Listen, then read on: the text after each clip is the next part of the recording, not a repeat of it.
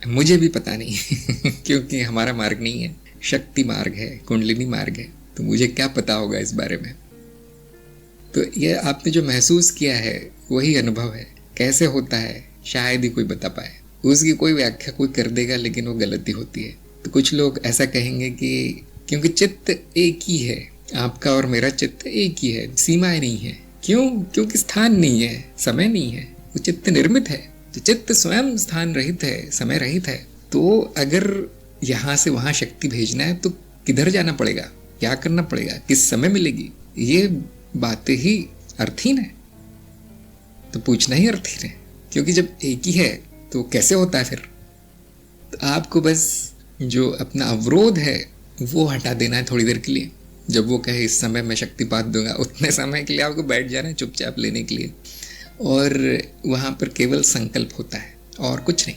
वो संकल्प इतना शक्तिशाली होता है कि वो जो भी लेने को तैयार है उस पर प्रभाव पड़ जाता है उसका।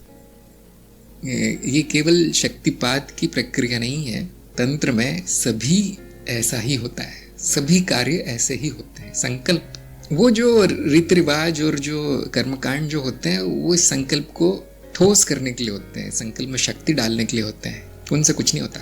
तो गुरु छू रहा है, सिर पे हाथ रख रहा है, ये कर रहा है, मंत्र बोल रहा है, ये सब इस संकल्प को तेजी देने के लिए है, गति देने के लिए, उनसे कुछ नहीं होता। तो लोग ये पूछेंगे कि हाँ सदगुरु ही क्यों कर पाते हैं और कोई नहीं। हाँ, ये बात महत्वपूर्ण है। जो प्रगति करेगा आध्यात्मिक वही तो कर पाएगा, आम आदमी कैसे कर पाएगा।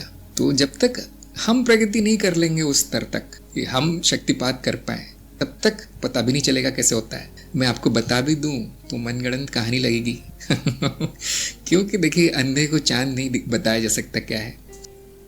तो जहाँ जब आपको अनुभव होगा वही उसकी व्याख्या है, वही कैसे का उत्तर है। और अगर आपने महसूस किया है तो उतना ही ज्ञान होगा।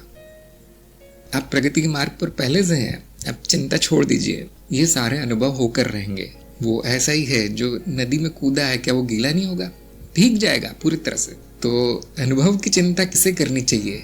जो मार्ग पर ही नहीं है, जिसका कोई गुरु ही नहीं है, जो कोई साधना ही नहीं कर रहा, उसे चिंता होनी चाहिए कि मुझे होगा या नहीं है, कैसे होते हैं, कहीं से पढ़ लूँ, कहीं से जान लूँ।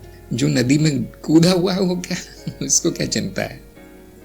जो भी होता है वो गुरु क्षेत्र से ही होता है, वो व्यक्ति माध्यम होता है।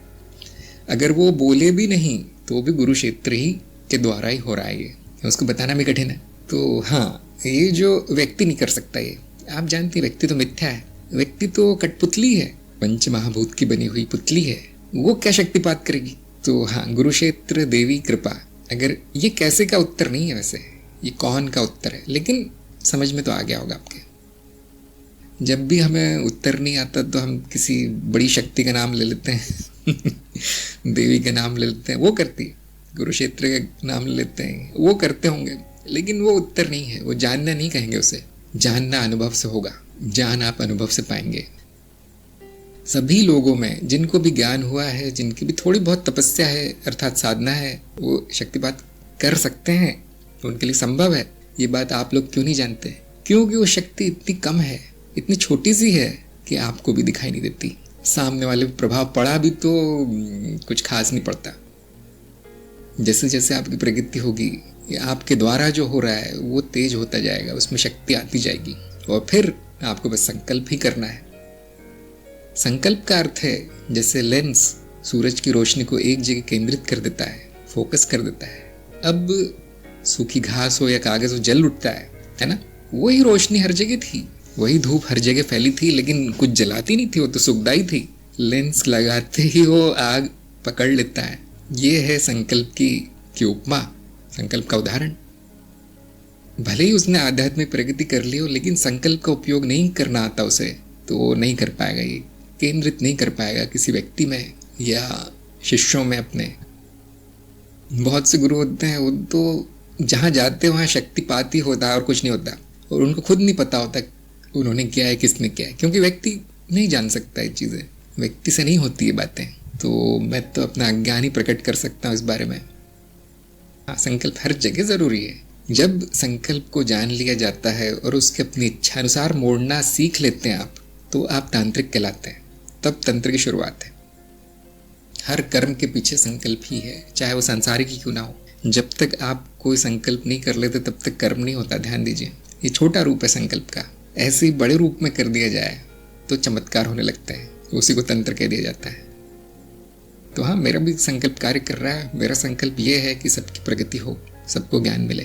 कार्य कर रहा है जो ग्रहण करने को तैयार है उस पे वो ज्ञान की वर्षा हो रही है। जो उल्टे खड़े हैं वो उल्टे ही रह जाएंगे, कुछ नहीं कर सकते उनका। उस गुरु को गुरु मानना चाहिए आपको। आपके मन में समर्पण, प्रेम होना चाहिए, विश्वास होना चाहिए, तो शक्ति को भीतर आने का मौका मिलता है। आपने तो दरवाज़ा ही नहीं खोला, आपने तो खिड़कियां बंद रखी है, तो कितना भी बड़ा शक्तिपात हो कुछ नहीं होगा, कुछ भी नहीं होगा। तो हाँ, वो रेडियो और उसके जैसा ही है, रेडियो स्टेशन जैसा। गुरु रेडियो स्टेशन है, आप रेडियो हैं। और जिनको ये रहस्य पता है वो ये जानते होंगे शक्ति की वर्षा हमेशा होती रहती है, कृपा बरसती रहती है हमेशा। आपने उसको बंद कर रखा है, आपने छाता लगा रखा है।